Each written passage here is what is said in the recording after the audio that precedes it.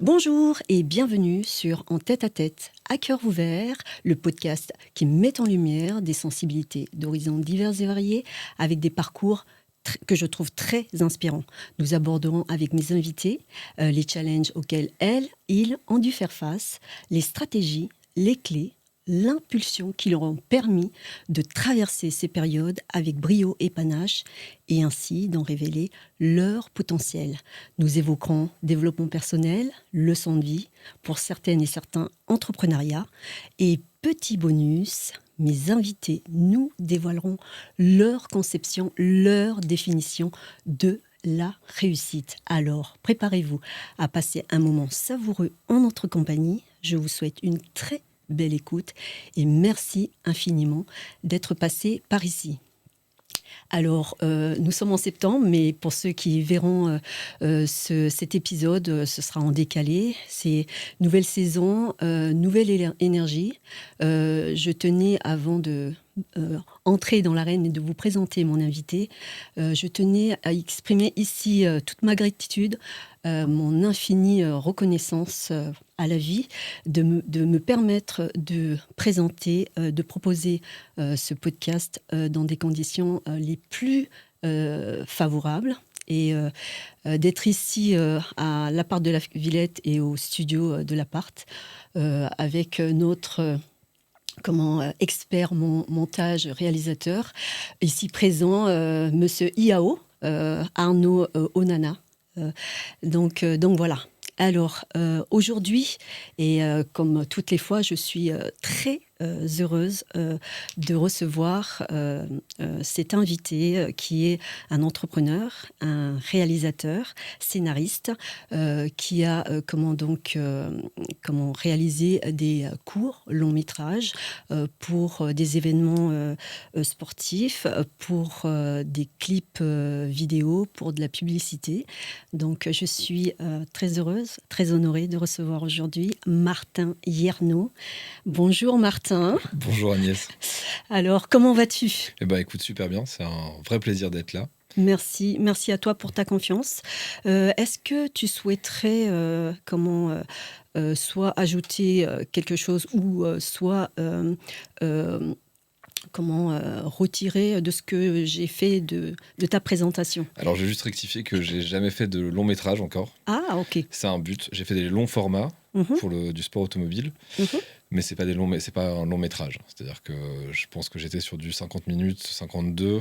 Un long métrage, on ira plus vers du 1h30, 2h. Ah, ok. Voilà. Il y a des codes aussi. Ouais, après, en fonction des secteurs, etc., oui, en fonction des formats, il y a des codes. Mais sinon, non, la présentation est celle-là. Je suis aussi chef-op, donc je touche à l'image. Très bien. Mais sinon, non, c'était une très bonne présentation. Formidable. Et donc, qu'est-ce qui t'anime dans ce domaine, dans cette sphère de l'audiovisuel ? Alors, je pense qu'il y a pour moi plusieurs choses. La première, c'est que j'aime faire ça depuis que je suis tout petit. Si je réfléchis, j'ai toujours aimé filmer les autres, j'ai toujours aimé regarder des films. D'ailleurs, c'était vraiment mon père en était très, très désolé. Il pensait que je perdais beaucoup mon temps en me voyant ado passer autant de temps à regarder des films. Il comprenait pas trop.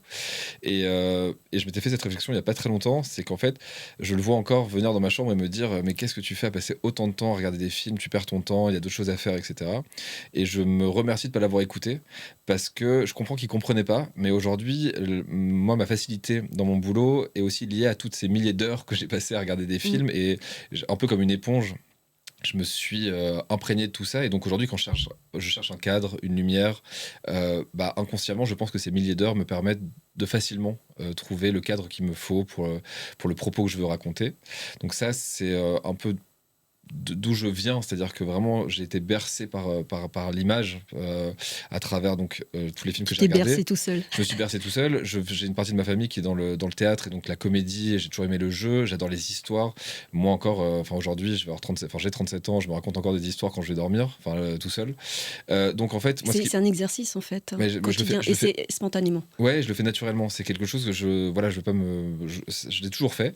Euh, et donc, en fait, ce qui m'anime dans l'audiovisuel, c'est mettre en image des histoires.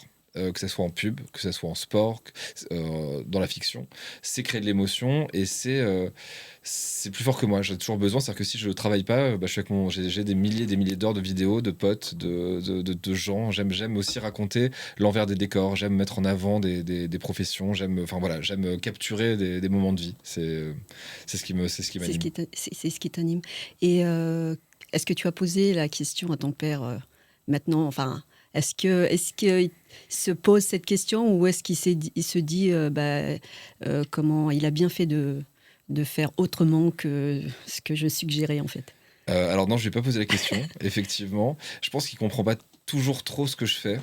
Parce qu'il vient d'un monde qui est complètement différent. Lui, il a eu un travail très rigoureux, pas forcément très marrant. Et donc, je pense enfin, il ne réalise pas que ce que je fais, c'est du travail. Par contre, je pense qu'il voit que je m'épanouis. Et du coup, même s'il comprend pas, ça lui va. Donc moi, ça me va. Et c'est amusant. Je veux dire, je pense que honnêtement, on restera dans cette incompréhension toujours. Mhm.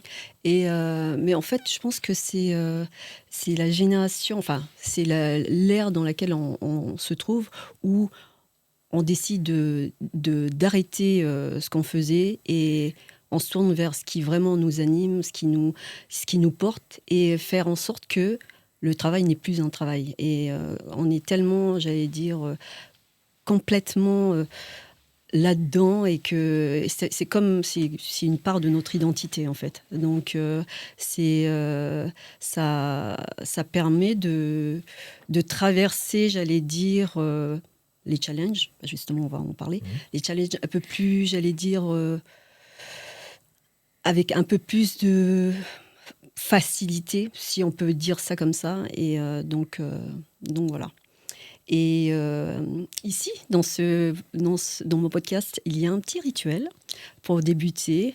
Je demande à mes invités les 5 mots, 5 éléments, 5 adjectifs qui les définissent. Ah, Alors, quels seraient les 5 mots, adjectifs qui te définiraient? eh ben, c'est pas simple comme question. Moi, les 5 mots qui me viennent, je veux dire, en premier pour me définir, euh, je dirais joyeux, parce que je suis vraiment, j'ai cette chance d'être tout le temps assez de bonne humeur et joyeux. Enfin voilà, j'aime la vie que je mène. Je suis joyeux, j'ai dispersé aussi qui peut me venir, parce que je peux être dur à suivre, j'ai envie de faire plein de choses. Enfin, je me réveille le matin, j'ai une idée, il est midi, j'en ai une autre, et le soir, je peux en avoir une autre. Donc des fois, je cours un peu, donc dispersé. Solide, parce que je me démonte pas et que peu importe les difficultés, dès que j'ai une ambition et que je suis enfin voilà, solide et déterminé. Je rajouterais déterminé, parce que je vais au bout des choses toujours, malgré les épreuves, malgré les problèmes. Quand j'ai décidé quelque chose, je décide. Je dirais entier, ça va avec, parce que moi je suis, ouais, entier et passionné, voilà, pour finir, parce que je suis quelqu'un qui fait, je fais les choses où je les fais entièrement, ou je les fais pas du tout. Et la passion, parce que je suis vraiment quelqu'un de passionné dans mon métier, dans mes relations amicales, amoureuses, voilà. Encore une fois, j'aime vivre les choses à fond. Bah, en fait, pour ce qui est de déterminer et puis enfin surtout déterminer dans ce que tu fais et dans le fait d'être, je veux dire, à son compte, entrepreneur, c'est important. Et aussi pour, j'allais dire, mettre en place tes idées, mettre en place tes projets. Si à la première, j'allais dire, le premier écueil, on lâche on lâche l'affaire et bah non en fait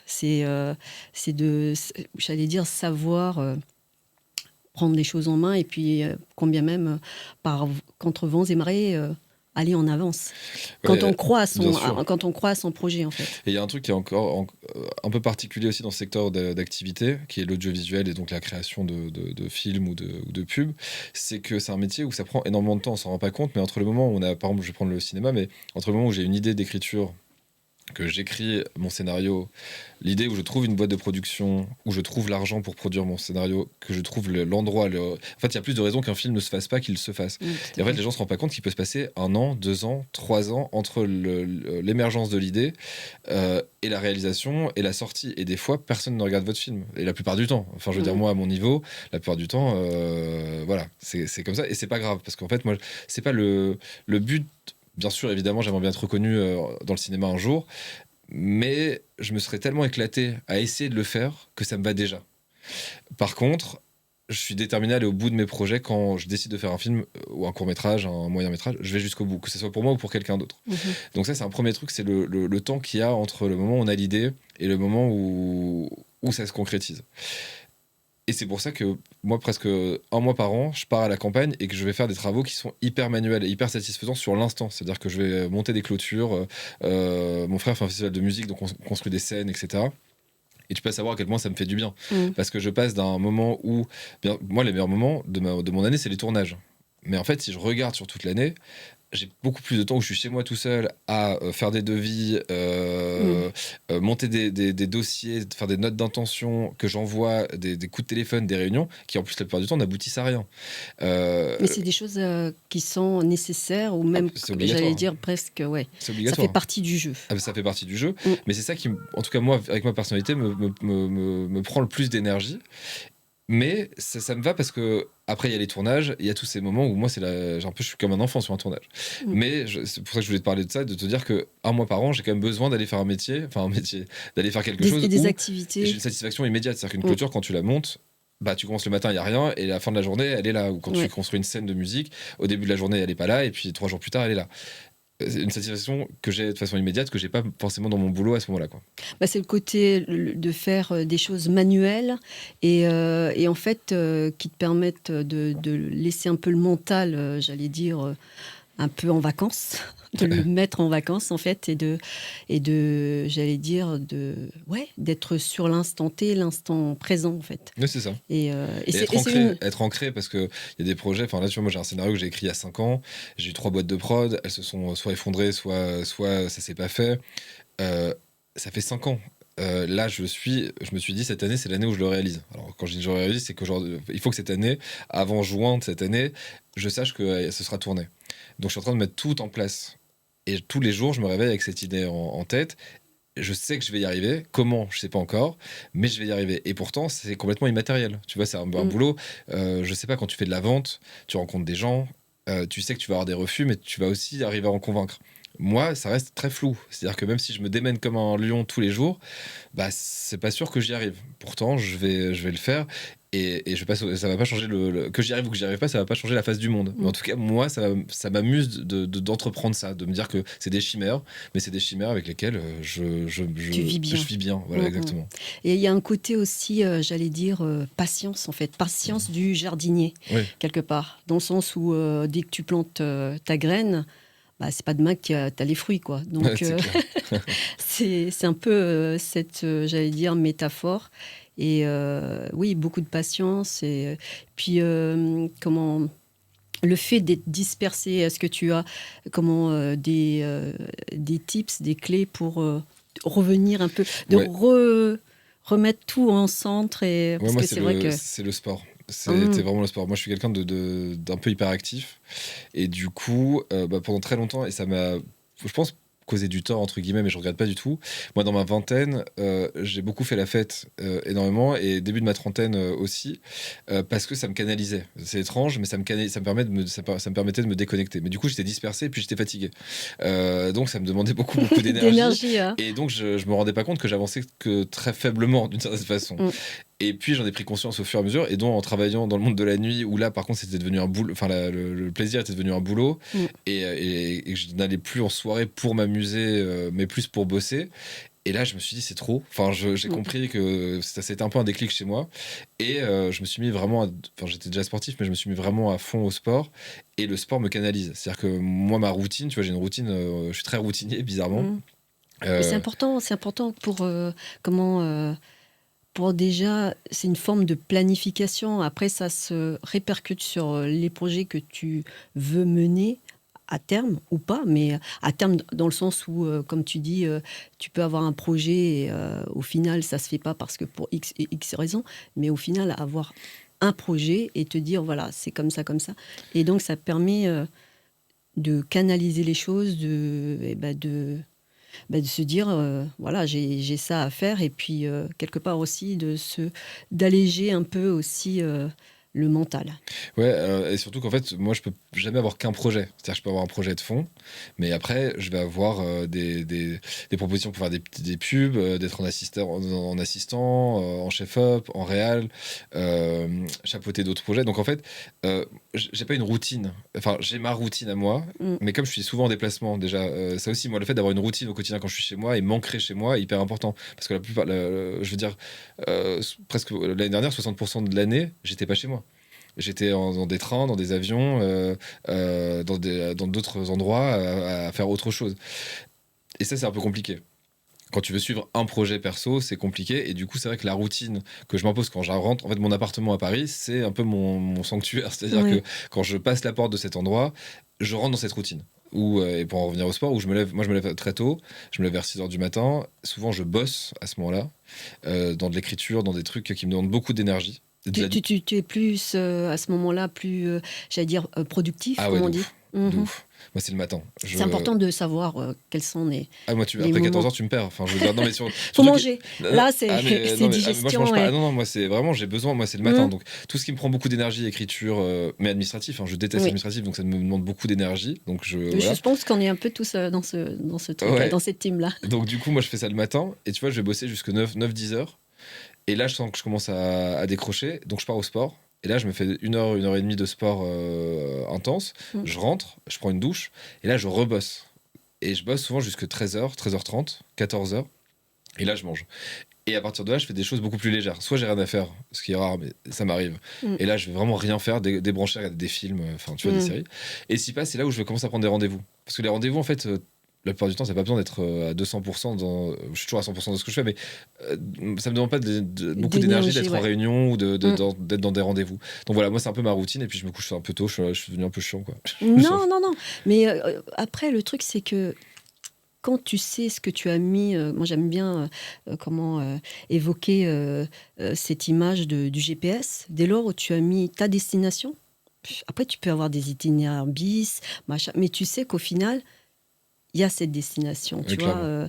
et c'est ça qui est important. Et après, je pense que dans la vie, on a des périodes où on fait la fête, où on est plus à l'extérieur, et après, il y a des moments où, ben voilà, il y a des projets, il y a des choses qui sont plus importantes, qui sont plus importantes. On met l'accent là-dessus, le focus là-dessus, et après, ça peut être tôt. La trentaine, fin vingtaine. Après, c'est en fonction de comment on vit les choses et comment on prend conscience Bien aussi des sûr. choses. Et parfois, ça peut être la façon, elle peut être brutale de prendre conscience des choses, ou parfois, ça peut être lentement, doucement. Donc, le plus, enfin, pour ma part, ce qui est important, c'est d'être bien et aussi d'avoir cette prise de conscience où on va et où on veut aller, surtout. Oui, c'est Donc, clair. Je suis tout à fait d'accord avec toi. et il y a mille et une manières d'y accéder et de se rendre compte aussi et d'être bien avec ça, de se dire on a chacun notre rythme et de ne pas se comparer à un tel parce que il a déjà comment dire accéder à ce que nous on veut alors qu'il est si jeune et en peu de temps, mais chacun son rythme. Et je pense que chaque étape est nécessaire pour pouvoir passer chaque chapitre, j'allais dire, facilement, et si on peut dire ça, facilement. Donc voilà. Et donc, est-ce que...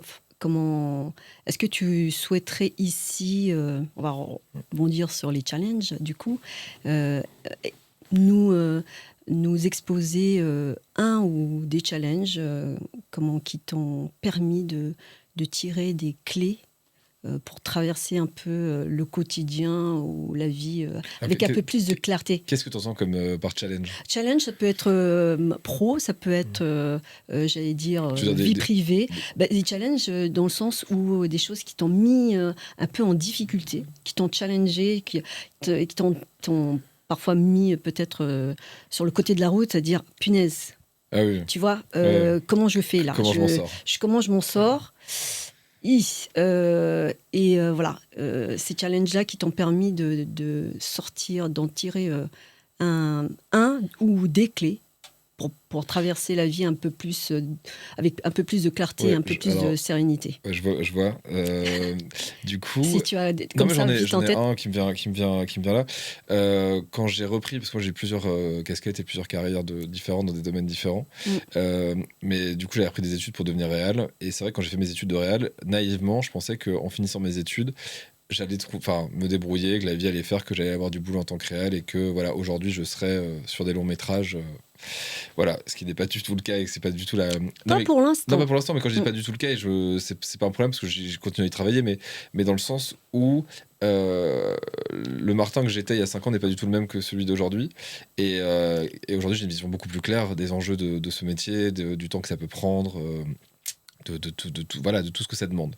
Et du coup, il y a 5 ans, je sors de ces études, je commence comme premier assistant réal, qui en fait n'est pas du tout le même métier. Enfin, les gens ne connaissent pas trop ce métier, mais le premier assistant, c'est celui qui épaule le réal, mais qui en fait, je prends souvent cet exemple, le réalisateur d'un film, ça va être un peu l'architecte d'une maison, et le premier assistant, ça va être le chef de chantier, qui va parler avec toutes les équipes, tous les domaines, enfin tous les secteurs d'activité, et qui va permettre, dans le temps et avec les coûts budgétaires, à arriver à ce que le film se fasse. Ça peut être lourd comme. C'est très Hein, compliqué, c'est très dur. tu prends un peu. C'est énormément de pression. Non, mais c'est beaucoup de pression et puis c'est très, très très dur, mais très intéressant. Et du coup, moi, quand j'ai fini, évidemment, j'ai pas eu de poste de réal, hein, parce que un peu comme un architecte, quand t'as pas construit de maison, bah, personne va te demander de lui construire une maison vu que t'as pas de choses à montrer. Et j'ai pris un peu le tournant vers l'assistanat réel. Et il s'est avéré que je suis très bon là-dedans. Je n'aime pas du tout. Parce que c'est vraiment avoir une main d'acier enfin une main de fer dans un gant de velours, c'est-à-dire tu dois tordre les gens un maximum pour arriver à ce que tout se fasse, mais sans être trop dictateur pour pas que les gens te claquent la porte, parce que et c'est normal, et puis il faut rester humain. C'est pas toujours facile de faire ça. D'être ferme, ouais. Mais voilà, et donc en fait moi je suis rentré dans l'assistanat. Et puis en fait au début c'est nouveau, donc au début j'étais hyper animé, je trouvais ça génial, puis un projet, 2 projets, 3 projets, 4 projets, et puis en fait je commençais à y aller avec des pieds de plomb, enfin, et puis je me sentais pas en phase avec moi, avec mon envie, ça correspondait pas, et pourtant mon téléphone à ce moment-là n'arrêtait pas de sonner de propositions, et, et j'ai eu la chance de rencontrer un showrunner avec qui j'ai discuté, qui m'avait vu bosser, qui m'a dit: toi, il faut que tu arrêtes tout de suite l'assistanat, il faut que tu fasses de la réal, t'es fait pour réaliser. Si tu continues l'assistanat, tu vas te retrouver enfermé dans cette case, parce qu'en France, on aime bien les cases. Oui. Et tu vas te retrouver dans cette case, et comme moi, parce que lui, il avait 45 ans ou 50 ans. C'est quoi un showrunner? Un showrunner, c'est pour les séries. Et les showrunners, c'est ceux qui vont chapeauter à peu près tout de la série. C'est-à-dire qu'en fait, c'est le gardien de l'histoire de la série. Parce que imagine qu'une série, c'est pas un film, c'est pas 1h30, c'est plein d'épisodes de 50 minutes, et que c'est des réels différents. C'est jamais le même réel qui fait. Si tu regardes sur les séries que tu regardes, tu verras qu'à la fin des génériques, le réel est rarement le même. Souvent, ils font 2 épisodes et puis il y en a d'autres. Le showrunner, c'est un peu un réalisateur général qui, lui, va permettre la cohérence entre tous les épisodes. Enfin, c'est le chef de la série. C'est un peu j'allais dire... comment ça s'appelle? Oui, le chef d'orchestre. Le chef d'orchestre, d'accord. Parce que lui va avoir autant attrait avec les réals, mais qu'avec les costumières, qu'avec les scripts. Et c'est lui qui, en fait, lui, est à peu près sur tous les tournages. C'est un boulot de ouf. Et t'as des showrunners aux États-Unis, ça vient des États-Unis, parce que les États-Unis sont très forts pour. C'est une industrie, hein, donc ils ont créé des postes incroyables, mais incroyablement efficaces et d'ingéniosité. Et du coup, showrunner, c'est ça. Et du coup, j'ai eu la chance de rencontrer ce mec et qui m'a vraiment dit voilà, moi j'étais réal à la base, mes ambitions étaient celles-là, mais je suis devenu un très bon premier assistant et aujourd'hui, je suis bloqué. C'est-à-dire que j'ai 45 ans et personne ne veut mes films. J'écris des films, personne ne veut les réaliser, veut que je les réalise. Donc ne fais pas cette erreur. Et donc je t'engage pas parce que moi je voulais bosser pour lui. Et donc il m'a dit je t'engage pas et sache que je te fais une fleur. Sur le coup, je l'avais un peu mal pris. Enfin, pas mal pris, mais je m'étais dit peut-être que c'est une façon délicate de me dire que je suis pas assez bon pour bosser pour lui et tout. Et puis j'ai réfléchi, et c'est là où, en défi, je me suis retrouvé un peu au bord de la route. C'est-à-dire que je me suis dit, mais qu'est-ce que je fais? C'est-à-dire que moi, je pensais que l'assistanat réal allait me mener à la réal. On me dit que non. En plus, ça se confirme, et en plus, j'aime pas ce que je fais. Donc, qu'est-ce que C'est pas aligné. bah, je suis pas aligné, Mm. je m'amuse pas, voilà. Qu'est-ce que je fais? Le seul truc que j'aime, c'est que je suis sur un plateau de ciné, quoi. Mais sinon, tout le reste m'amuse pas. Et là, j'ai un très très bon ami, Cédric Corroy, qui est un chef-op incroyable en pub, qui me faisait des appels de pied depuis 2 ans, en me disant, mec, tu devrais rentrer par l'image. Et moi, je lui disais, mais non, je vais pas toucher une caméra, c'est bon, j'ai déjà repris des études de réal, enfin, tu vois, je vais pas encore apprendre un nouveau métier, etc. Et puis, je pense que je le vois juste après, ou quelque chose comme ça. Et il me dit, mais encore une fois, arrête, tu devrais rentrer par l'image et tout. Et je lui dis, bah oui, mais ok, t'es gentil, mais comment je fais? Et il a eu l'immense délicatesse et gentillesse de m'engager sur un projet en tant qu'assistant réel. Pardon, en tant qu'assistant cam. Et c'était il y a 2 ans et demi, je crois, 2 ans. Et là, j'ai commencé à bosser pour lui. Alors là, j'ai fait un peu des deux, c'est-à-dire que j'ai fait de l'image et il avait besoin un peu d'assistanat réel, donc évidemment, je lui en faisais. Et puis bah, encore aujourd'hui, on bosse ensemble Mm. et c'est un énorme bonheur. Et ça a été un défi. Et mon défi, ça a été d'accepter de me dire bon, bah, je vais pas rester bloqué dans le fait de je veux être réel, je vais faire de la réal. C'est bah, cette porte n'est pas vraiment ouverte, on m'en ouvre une autre, bah, je vais m'adapter. En fait, je me suis dit l'image va me permettre de rester vers ce que j'aime faire, c'est la réal du cinéma, raconter des histoires. J'ai pas d'ego. Je veux pas me dire voilà c'est moins bien ou c'est au contraire j'y vais, je fonce. Et je pense que mon défi, ça a été de m'adapter. Et je pense que Mm. l'adaptabilité, je vais y arriver, est hyper important dans tous les domaines. C'est-à-dire qu'à un moment, si ça bute sur quelque chose, bah, faut arriver à se dire stop, je suis face à un mur, mais il y a toujours des portes. Il faut les prendre Ouais. pour passer ce mur.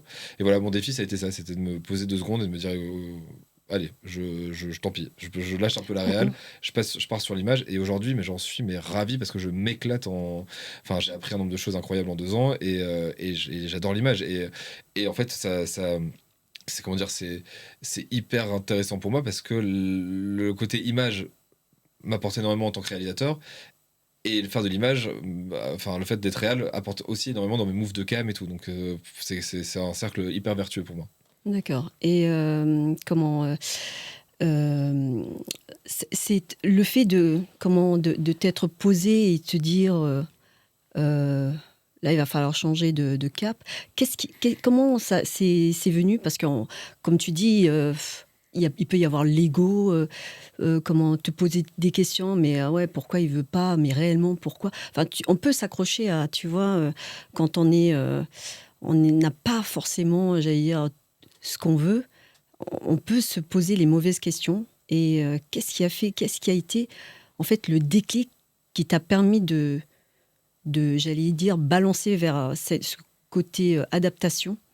Qu'est-ce qui a fait que, hey, on se calme, on essaie ça, et puis voilà, et roule ma poule. Qu'est-ce qui a fait que, voilà, ce petit déclic qui fait tout, en fait?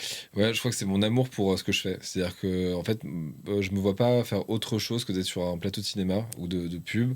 C'est un peu comme une colonie de vacances pour moi. C'est vraiment l'endroit où je me réalise le plus. Et je me suis dit, bon, bah, si tu laisses parler ton ego, entre guillemets, ou ton manque de savoir, en tout cas sur le milieu, ta porte va être fermée, tu vas être face à cette porte, donc tu vas plus avancer. Soit tu prends et t'écoutes quelqu'un qui cartonne dans le milieu et qui sait de quoi il parle, etc. Et qui en plus a l'amabilité de t'ouvrir une porte, bah en fait tu serais débile de pas la prendre. Et je pense que ça fait partie de mon caractère. Et je pense un avantage de ouf, c'est que je suis hyper curieux et que tout m'intéresse. Tout, mais vraiment tout. Par exemple, en image, on bosse beaucoup, on fait des pubs pour du savoir-faire, mais c'est un bonheur d'être avec les meilleurs dans leur domaine. Et Mm. moi, on m'a appris, on a fait des sacs à main, j'ai pu enfin de la sellerie, mais on était faire du champagne, on a pu découvrir et voilà comment le champagne est fait, etc. Enfin, non, moi, en fait, ce qui m'a sauvé, c'est ma curiosité. Ce qui me sauve au quotidien, c'est ma curiosité. C'est ce qu'on peut rajouter dans les cinq, Oui, en fait, j'allais on peut dire, retirer un truc et être curieux. Je suis archi curieux. Ouais. curieux, et aussi cette comment dire, capacité à s'adapter à différentes situations aussi, et ce qui permet, j'allais dire, de naviguer sereinement dans la vie, que ce soit professionnelle ou même, peut-être que c'est différent, même dans la vie personnelle. Ouais, bien sûr. Oui, je suis un peu caméléon. C'est clair que je m'adapte en fonction de où je suis, de comment je suis. Et c'est naturel. C'est pas, je fais pas d'effort. Mm, mm. C'est pas côté schizophrène. Ouais, peut-être, mais c'est. Après, je pense qu'il y a aussi un autre truc, c'est que je pense que profondément, je suis quelqu'un, l'enfant qui a à l'intérieur de moi a toujours voulu plaire. J'ai toujours voulu plaire, Mm. et donc le fait j'ai passé ma vie à m'adapter pour essayer d'être donner la meilleure version que je voudrais être, enfin que je pense être par rapport à mon interlocuteur. Ce que je t'avouerai, un peu laissé tomber depuis quelques années, et à mon grand plaisir parce que ça m'a soulagé d'un poids énorme. Mais c'est vrai que jusqu'à 30 ans, 32 ans, je voulais tellement plaire à tout prix que bah, j'ai, je pense, développer des skills Mm. en fonction de mon interlocuteur pour toujours, en tout cas, être au mieux avec la personne. Aujourd'hui, je le fais moins, mais je pense qu'intrinsèquement et naturellement, c'est tellement ancré en moi que, Mm. que voilà, je m'adapte hyper facilement. Mhm. Et ce côté de plus vouloir plaire, c'est venu au long cours ou le fait de comment se dire, bah, au final, ça, c'est pas important. Ouais, De faire, tu sais, un peu vite le tri.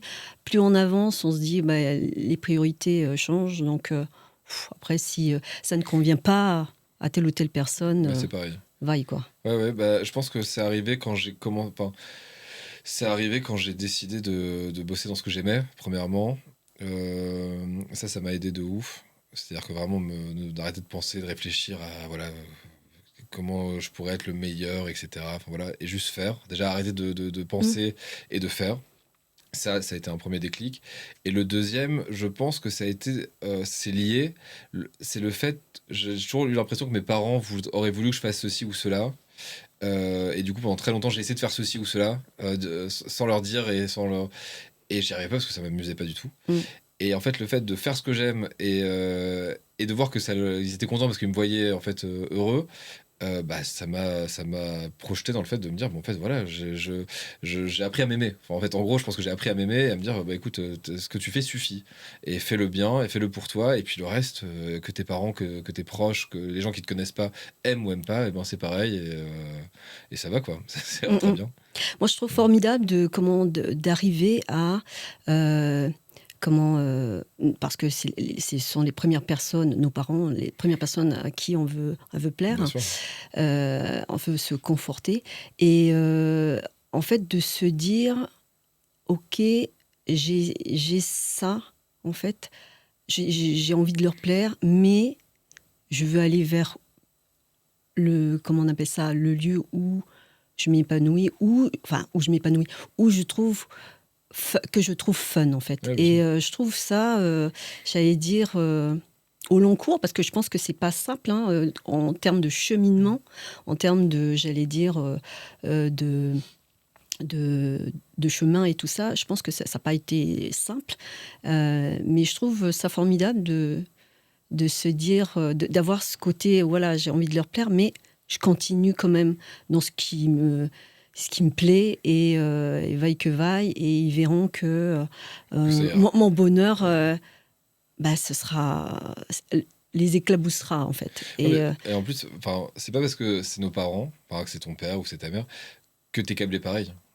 mais ça, Euh, je trouve que ça, c'est important. Enfin, c'est important parce que moi, je fais partie d'une génération où bah, on a envie de, tu vois, plaire et puis coûte que coûte. Et puis bon, quand bien même après, quand même, on sort des clous. Mais comment ça s'appelle et puis je suis pas la seule où inconsciemment ou consciemment, on a envie se, bah oui, de se conformer aux désirs de nos parents. Donc, c'est pas forcément évident de sortir du chemin. Et je trouve ça formidable de pouvoir, quelque part, ouais, leur plaire, faire semblant et continuer Ouais, dans alors son chemin, moi quoi, en j'ai eu fait. cette chance, c'est que j'ai eu trois parents, j'ai eu ma mère, mon père et mon beau-père. Mm. Et du coup déjà avoir trois personnes, c'est trois personnes qui ont des caractères très différents, qui sont très différents les uns des autres. Toi en tant qu'enfant, c'est un peu c'est assez compliqué parce que enfin c'est à la fois hyper enrichissant. Moi quand je dis ça souvent les gens hurlent, mais moi le divorce de mes parents c'était la plus grande chance que j'ai eue.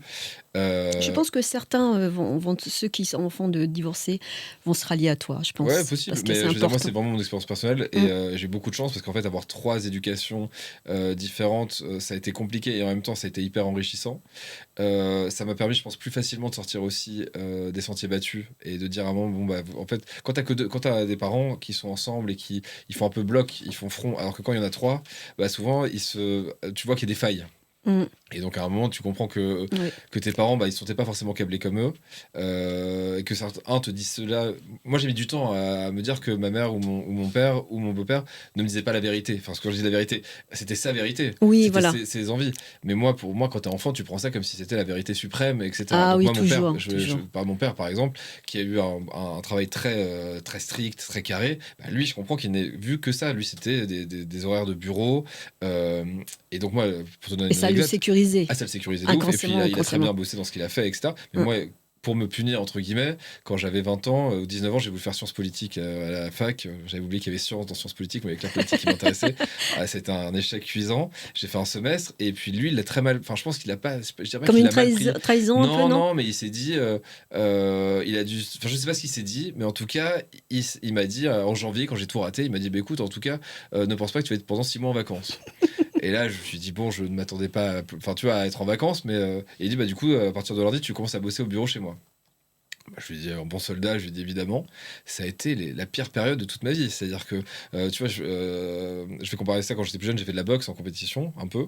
Et 3 minutes sur un ring de boxe, c'est pas 3 minutes dans la vie de tous les jours où tu rigoles avec tes potes. Les 3 minutes, tu les vois passer. Bah, moi, 3 minutes dans le bureau de mon père, enfin, une journée dans le bureau de mon père, c'était un an de vie. J'ai l'impression de perdre. C'était horrible. Je regardais Mm. j'arrivais à 8h du matin, à 8h05, j'ai l'impression que 3 heures s'étaient passées, il était 8h05. J'avais bu Mm. 3 cafés. Mm. C'était horrible. Et du coup, voilà, tout ça pour te dire que, en gros, j'ai mis du temps. Et à ce moment-là, je me disais, il fait ça pour mon bien. Il veut me faire comprendre des choses, etc. Ça, aujourd'hui, je suis plus trop sûr de ça. Je pense que lui, il se rassurait. Il m'avait sous la main. Il avait connu ça et d'une certaine façon, il espérait peut-être il avait peut-être des espoirs que je prenne ses traces ou j'en sais rien. Je Mm, mm. spécule, j'en sais rien. Mais voilà, je pense qu'on a tendance à ramener vers ce qu'on connaît parce Tout que à ça nous fait, rassure. toujours. Et ouais, c'est sécurisant. C'est sécurisant. Et à l'inverse, moi j'ai un beau-père qui, lui, par contre, nous a laissé faire tout et qui nous a dit explorer, avancer, faites. Mm. Et donc je pense que ces éducations diamétralement opposées ont fait que enfin j'ai mis du temps, mais ça m'a permis aussi de pouvoir plus facilement me dégager et au bout d'un moment me dire écoute, en vrai, toi t'aimes faire un truc, fais-le. Que ça leur plaise ou pas. De toute façon, je pense qu'on arrivera, on arrivera jamais, c'est mon ressenti, hein, mais on n'arrivera jamais à briller dans les yeux de ses parents. C'est-à-dire qu'on le souhaite vraiment. Je pense qu'il y a des parents, en fait, il y a des parents qui sont ravis dès le départ, mais en fait, nous on le voit pas. Parce qu'on Mm. on veut voir notre mère ou notre père qui est genre juste en exaltation devant ce qu'on fait, comme quand on avait 4 ans. Mm. Mais en fait, chacun exprime comme il peut. Euh, Avec son histoire Exactement. et s'il a appris aussi à comment à communiquer ses ressentis parce que c'est pas j'allais dire choses offertes données à tout le monde, à toutes les Bien sûr. générations. Donc Exactement. Et si ça arrive un jour, tant mieux, mais c'est souvent, faut pas compter dessus. Enfin, je veux dire, voilà, faut pas compter dessus. Si ça arrive un jour, tant mieux. Ou ce sera sympa. Mais si c'est pas le cas, en tout cas, tant que toi, tu vas bien. Enfin, moi, je sais ce que c'est ma stratégie aujourd'hui. C'est que mm, je me dis, moi, il faut que j'aille bien. Donc, je fais tout pour. J'essaie d'être dans les meilleurs termes avec mes parents parce que je les adore et je trouve que voilà, ils sont des personnalités très différentes et c'est aussi très agréable. Mais voilà, pour revenir sur cette question, je pense que c'est aussi ce trio a fait que ça m'a aidé à sortir mm. des sentiers battus plus facilement et me recentrer sur moi. Et comment je pense que l'expérience dans le bureau de ton père, ça a été peut-être maintenant de se dire Plus jamais ça. fais non mais fais ce qui te plaît parce que comme fais j'allais dire entreprends quelque chose qui te fait kiffer pour que tu n'aies pas l'impression de travailler Ah oui, en clairement. fait. Donc Ah mais c'est ça.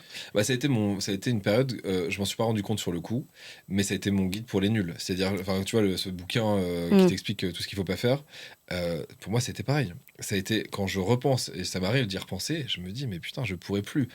Si je dois le faire, je le ferai un jour si je suis obligé. Mais je vais tout faire pour ne jamais l'être. Et non, pour moi, c'était très pénible.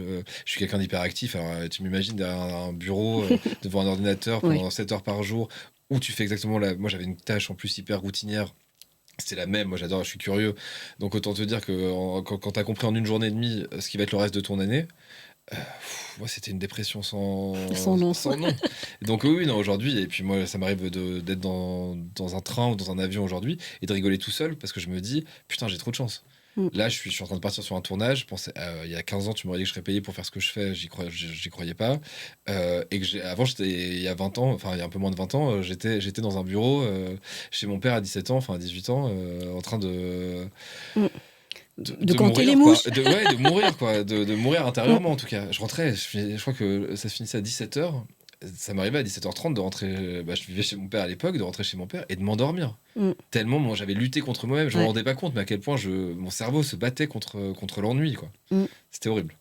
Et je pense que, comment on appelle ça, un des tips qu'on peut retirer de tout ça, c'est que comment ça y est, j'ai perdu le fil. Hey, hey. Donc non, on va récupérer, ça va revenir. On va récapituler en fait les clés que tu as tirées un peu de certains de tes challenges. L'adaptabilité, je vais y arriver, j'arrive jamais à dire ce mot. L'adaptation. Ouais. Comment peut-être potentiellement d'être issu de parents, non, on va pas dire ça, Ouais, si, tu veux dire. divorcés. Ouais. Ah oui, Donc, bah, si, parce si, que bah, ça peut... divorcer, d'avoir un beau-père qui s'est occupé de nous. qui est dans la C'est bienveillance aussi, bienveillance de ce que extrême, je et connais. qui s'est occupé de nous et qui nous a élevés comme ses propres enfants. Donc c'est pas pareil, tous les couples divorcés n'ont pas cette chance. Donc non, c'est le facteur de tout ça. Donc l'adaptation. Qu'est-ce que je voulais dire Eh ben, je sais plus. Peut-être que ça va revenir. Et donc, une petite question. Si si on t'octroyait une baguette magique, je saute du coq à l'âne, mais si on t'octroyait une baguette magique qui te permettait d'acquérir une compétence ou une qualité que tu n'as pas encore, quelle serait-elle? Ou qui est en processus, quelle serait-elle? Alors, je sais pas comment le formuler, mais moi, je suis très très nul en tout ce qui est prod. C'est-à-dire que moi, par exemple, tu vois, mon court-métrage me prend énormément de temps parce que le financement, je l'ai. Euh, Aujourd'hui, moi, je peux le réaliser parce que j'ai les compétences. Je pourrais même le tourner en tant que chef-op parce que j'ai les compétences. Mais tout ce qui est l'organisation, c'est-à-dire trouver les lieux, s'occuper de la régie, enfin, créer tout le côté pratique du tournage, j'en suis incapable. C'est-à-dire que j'essaye. Hein. J'essaye et tout. Là, j'ai bossé avec un mec que j'adore et j'espère beaucoup bosser avec lui sur le long terme. Big up. Ouais, big up, Melvin. On a tourné son film là. Quand j'ai vu à quel point il avait réussi en si peu de temps, en ayant 3 boulots, enfin j'exagère, mais presque, en dormant 2 heures par nuit, il a trouvé des décors hallucinants. Il a réussi à motiver 15 personnes qui ont bossé pour lui. Il a trouvé du matos à moindre coût. Il a sillonné Paris pour aller dans une boîte de loc parce que c'est moins cher là. Enfin, en tout cas, j'aimerais avoir ces skills-là. Donc du coup, je pense sincèrement que je vais jamais les avoir. Mais si. Mais, non, mais ou sinon avoir un répertoire, tu vois. Je sais pas, vous n'avez pas un répertoire. Bah, là, j'ai Melvin, du coup. Tu vois, parce que vraiment, je veux nourrir. Non, mais vraiment, je voudrais me nourrir de lui, de son savoir, de son énergie. Parce que j'adorais bosser avec lui et que ça soit assez réciproque. C'est-à-dire que bosser pour ses projets, mais qu'il bosse aussi avec les miens. Je le vois demain, d'ailleurs. Il le sait pas encore. C'est marrant parce que je dis ça maintenant, il le sait pas encore, mais je lui en parle demain.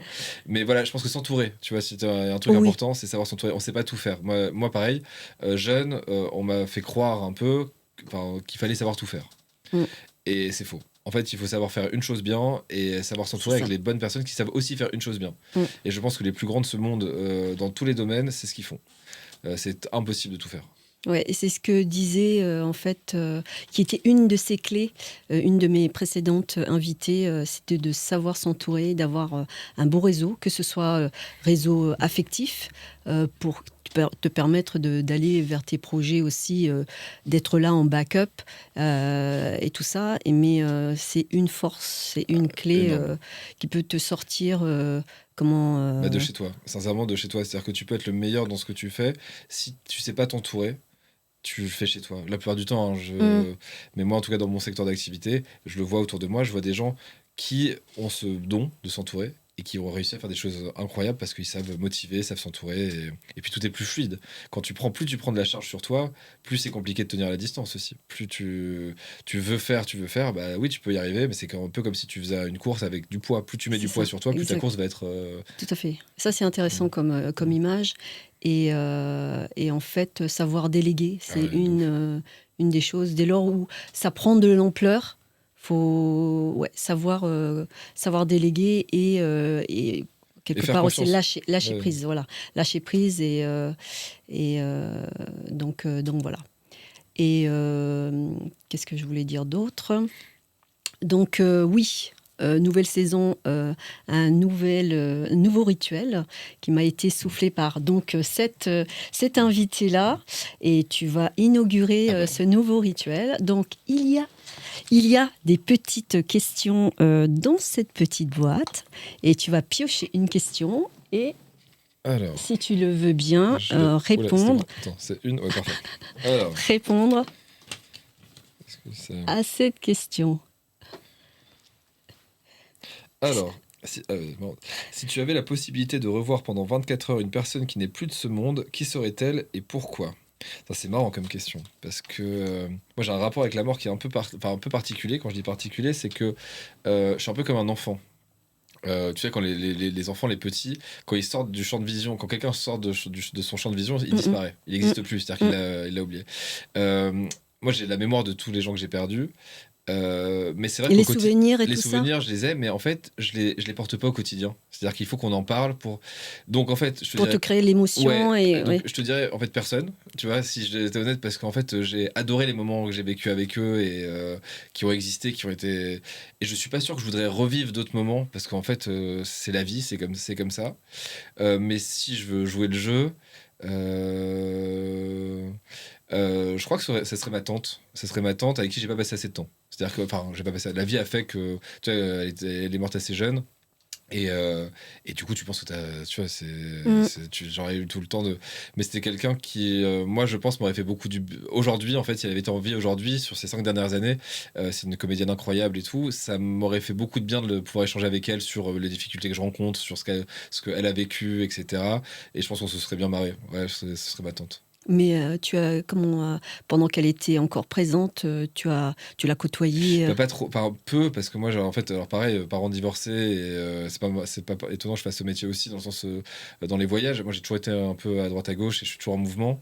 Et du coup, bah, moi, j'ai passé 10 ans en Belgique. Et à ce moment-là, c'est les 10 ans où moi, je me suis un peu construit. Enfin, je suis parti en Belgique à 19 ans, je suis revenu à 28 ou 29. Et elle est décédée quand je devais en avoir 25 ou 26.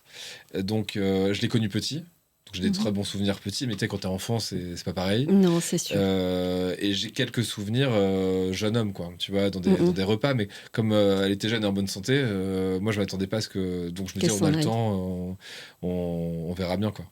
Comme quoi, ouais, prendre le temps avec les personnes Ouais, qui nous sont chères. Donc, on a parfois cette impression que ben, ça va, j'allais dire, ça va durer, ça va durer. Et se dire que la mort, ça ne touche que les personnes âgées, et en final, ouais, non, pas du tout, quoi. non, c'est Donc, clair. c'est important de vivre ça. Et donc, la question pour clôturer cet épisode, ce serait quelle serait ta conception, ta définition de la réussite, Martin? Bon, je pense que moi, elle va être simple, hein, pas, je veux pas te sortir une définition incroyable, je pense que Bah, ce sera c'est. la tienne et Ouais, c'est déjà beaucoup. là, la mienne, ce serait pouvoir s'amuser au quotidien. Je pense que réussir sa vie, en tout cas, c'est rendre son quotidien léger par son travail, par ses relations humaines, par ses relations personnelles. Quand tu te lèves le matin de bonne humeur et que tu te couches le soir de bonne humeur, bah c'est pour moi j'ai réussi ma vie, quoi. Mm, Si je mm. peux faire ça, pour l'instant c'est le cas. Moi je suis ravi de ce que je vis. Mais si ça pouvait durer, je me dis chaque jour, je me dis ça c'est pas possible, ça va s'arrêter à un moment. Mais si ça pouvait continuer et que je pouvais être aussi léger, même si bien sûr j'ai des problèmes comme tout le monde et tout, mais c'est des petits problèmes. Enfin je veux dire c'est Mm, des mm. problèmes. Et je fais tout après, je fais tout pour que ma vie soit légère. C'est-à-dire j'essaie de m'entourer de gens qui sont de bonne humeur, qui sont Ça, c'est voilà. important. Et c'est comme pour revenir à ce qu'on disait tout à l'heure, de savoir bien s'entourer, hein, et c'est de s'entourer des personnes qui nous apportent l'énergie qu'on veut avoir, dans laquelle on veut, j'allais dire, évoluer, et dans la joie, la bonne humeur, même si la vie, elle nous, j'allais dire, elle nous chahute un peu, malgré tout. C'est important de s'entourer, que ce soit personnel ou j'allais dire, dans le milieu du Ouais, travail, bien sûr, un tant professionnel. soit peu, parce que c'est vrai qu'on ne choisit pas forcément parfois les gens avec qui on travaille. Donc, de s'entourer avec les bonnes énergies. C'est ça. Mais du coup, voilà, moi, ma définition, ce serait d'arriver à rendre. Pour moi, la réussite, c'est de rendre son quotidien léger, à tous les étages. Mhm. D'accord, très bien. Eh bien, merci infiniment, Mais merci à toi de m'avoir invité. Martin. Merci pour ta confiance. Avec Parce que plaisir. t'as pas été voir ce qu'il en Non, était. pas du Donc, tout. J'étais au courant de rien. t'es venu un petit peu. Ma vierge, si tu peux le dire. Donc, Totalement c'est vierge. faux. Donc, ça va, ça ne t'a pas, j'allais dire, perturbé en termes de questions. Pas du tout. Non, non, c'était vraiment très agréable. C'est passé très vite. Tant mieux, tant mieux. Enfin, tant mieux que ça t'ait plu. Merci pour ta confiance et merci d'avoir accepté spontanément. Avec grand plaisir. Et je tiens aussi ici à remercier les invités passés, les invités présents et les invités futurs de m'avoir et de me répondre, j'allais dire, sur l'affirmatif. Et merci infiniment pour votre confiance. Merci à vous d'être passé par ici et à très bientôt sur le nouvel épisode de En tête à cœur ouvert.